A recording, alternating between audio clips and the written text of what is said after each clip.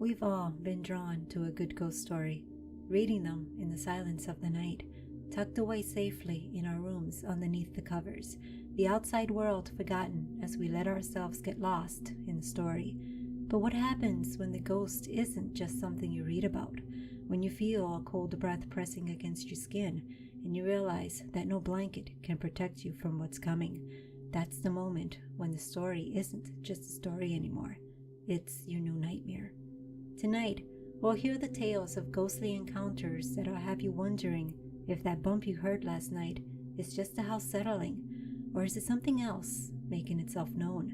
So, if you haven't already, be sure to subscribe to the channel so you don't miss out. Our first encounter comes from someone who traveled to Japan on a business trip, only to experience a night to remember.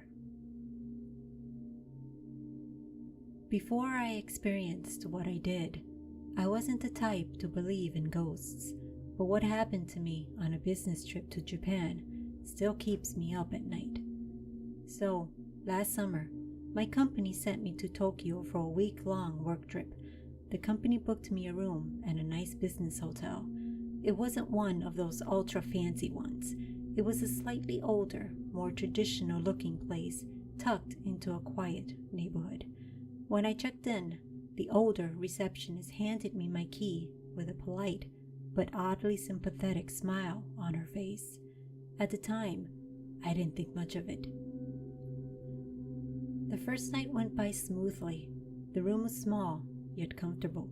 It had a window overlooking a narrow alleyway, and the only thing that struck me as weird was how quiet it was. I was in one of the busiest cities in the world, yet the silence in that room was odd. The second night, though, that's when things got weird. I was laying in bed after a day filled with meetings and was just relaxing as I scrolled through my phone when I heard a distinct knock on the wall behind me. It wasn't a random sound you would hear when things got quiet, like a creak or a sound of pipes. No, this sounded deliberate. 3 slow, heavy knocks that made me freeze under the covers.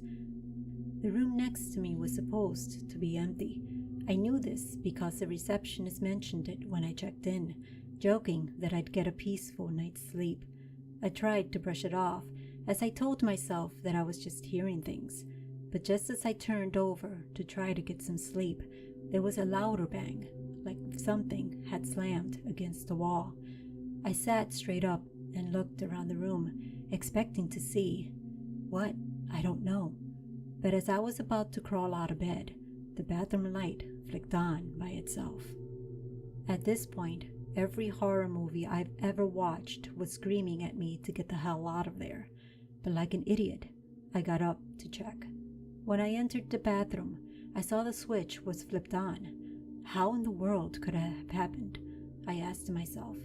But being that I was tired and obviously not thinking straight, I turned it off, backed out of the room, and stopped dead in my tracks.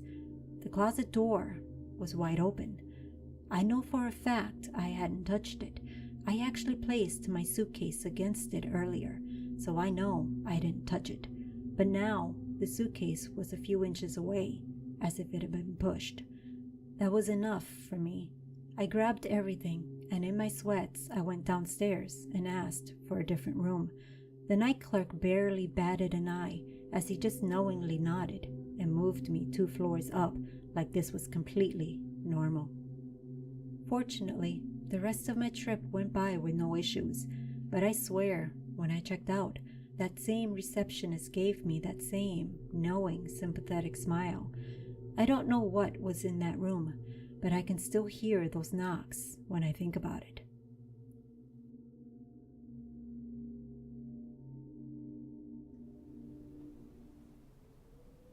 Our next story is retold by someone who, after visiting a friend's grave, said they feared something had followed them home. I don't know if I really believe in ghosts, but I'm still trying to wrap my brain around what happened to me last night. Yesterday was the anniversary of my best friend's passing. She died young, too young, and I make it a point to visit her grave every year.